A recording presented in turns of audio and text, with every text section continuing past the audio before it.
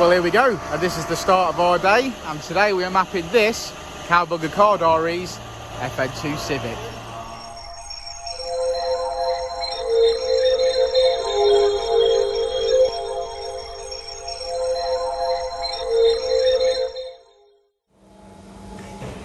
Get in there real deep, real deep. What's that, kissing it goodbye? Yeah. So before we start, we find out whether Chris can write. Barely.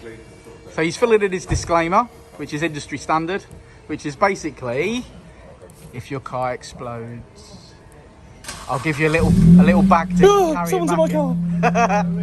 That's alright, it's finished, Rich. Right, Richard's in it, so let's get her in front of the wall. There we go. So she's in the workshop. Finally, the Cowabunga Car Diaries car is in the workshop. So we've done some visual inspections and we're loading her onto the dyno. So Richard's just explaining to the lads exactly how it is that we strap the car. So you press the brake and then the rollers are going in the opposite direction. So that's Looking forward to this. So you just got to... So here we go, initial power run. The lads are excited. Oh my goodness! And Garrett's got the donuts out. It's what we like about expression culture. We start calling him donut culture.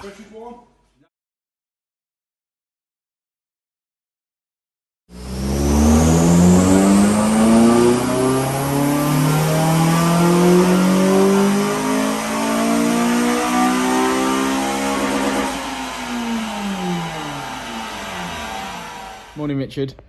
How you doing? Morning. Morning. Morning. We've got a black FN2 in. That's nice, isn't it? We have. We got a phone call as well at the same time. Yeah, but I'm going to ignore that phone call. Oh yeah, okay. Yeah, because I'm busy. Sorry if you're ringing, Dan's ignoring you. If you note down the time of this video, you won't be able to do that because I'm not going to tell you what time it is.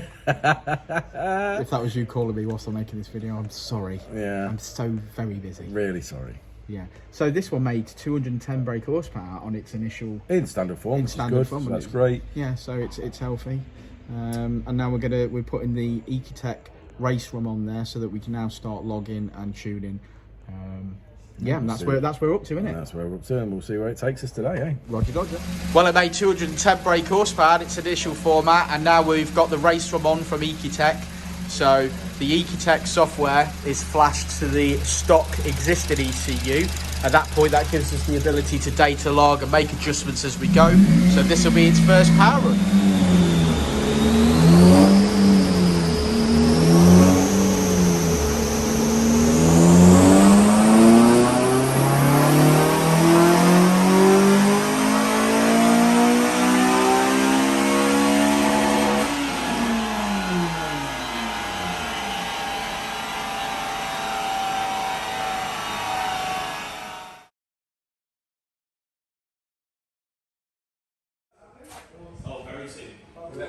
What I'll do is I'm going to edit it exactly so we this is videos as well. Go black and white every now and then.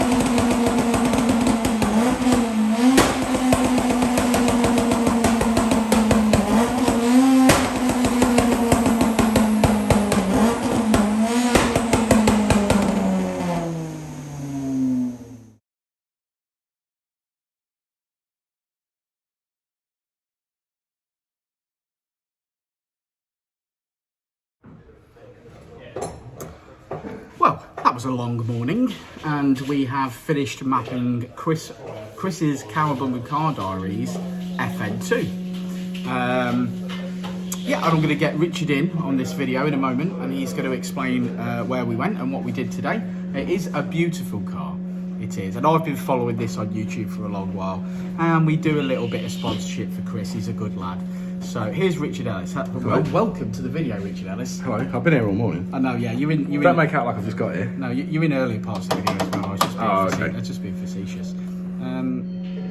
So anyway, we've completed mapping this car today, and it didn't quite make the power that you expected. No, I think with the mods that this car's got on it, and you know, basing it on your own personal car, we were expecting 225 out of this car today, and we initially started at 210. Which was great. We've good figures. Made a little bit of power. Great, no problem. Started tuning, and it just seemed to be hitting a flow restriction. You know, we were touching on certain parts of the map where we just didn't appear to make any more power than what we'd already got. Which is, these don't make the best power in the world, but they always do make power. So a little bit of a weird one. The exhaust was unknown, custom job but unknown, so we disconnected the back box because the rest of the exhaust was a straight pipe. Back off the dyno, onto the rabs, disconnected the back exhaust, box. tried it, did a pull, didn't make any difference. Well, because disconnecting the back box, of course, that would remove the back box from the equation, because at that point you would be effectively deleting the back box to see whether the back box had a flow restriction inside it.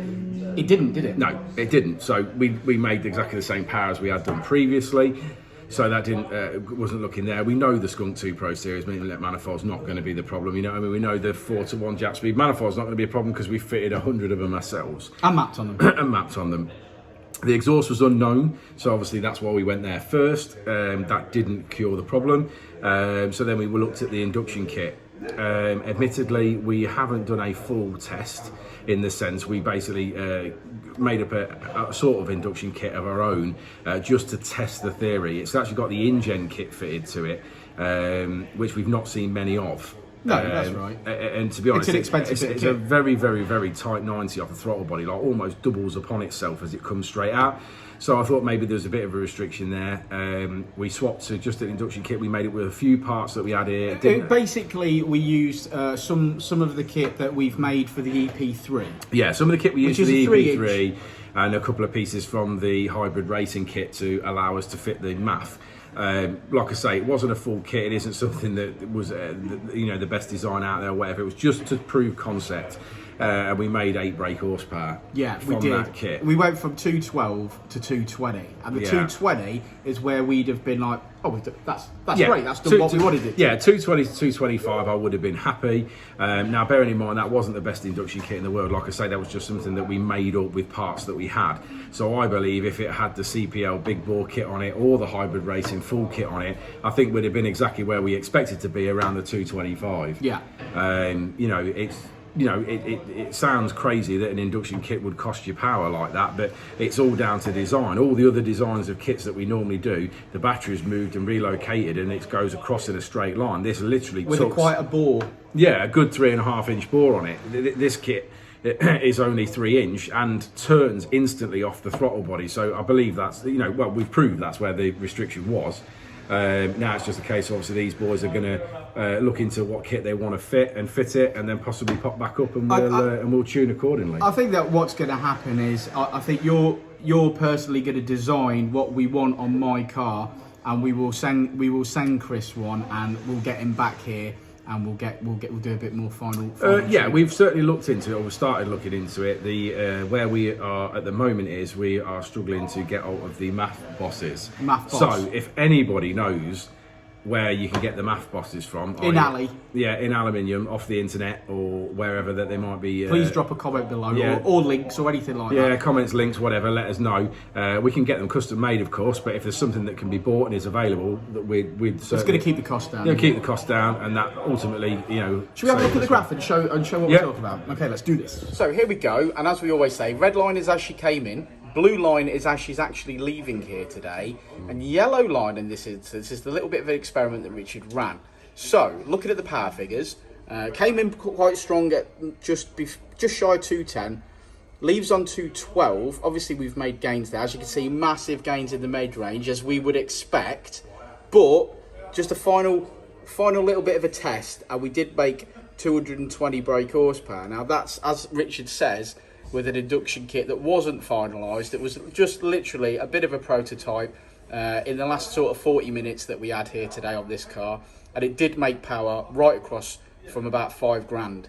So there's power to be had. That just proves that the induction kit in this particular instance is holding this car back. Yeah. I mean, an induction kit that isn't finished, it's made power. So with an induction kit that's been designed and is already finished, so like I said, so like the CPL kit or the hybrid racing kit or whatever, I believe this car will be exactly where we expected it to be today, and he would be leaving. He's leaving happy anyway. Of course he is. But we've gone above and beyond today to try and find out where that restriction was. And as you often see us, with the EP3s and things, suggesting that things need a bigger exhaust or a better induction kit. Today we've actually had the time to actually prove that theory by running an experiment and swapping out. And as Richard says, this is like quite a tight 90, almost doubling back on itself. And we think that's where we lost the power today. But we like the fact that we have the time to get that data and to prove that. And we will make some induction kits up and let you know how we get on. But thanks for sticking around to the end of the video, guys. I'm going to get a photograph of Chris and Benji, and I think that's us done for the day. So thanks for sticking around. Rich, we'll see him on the next one, won't we, mate? We will indeed. We will indeed.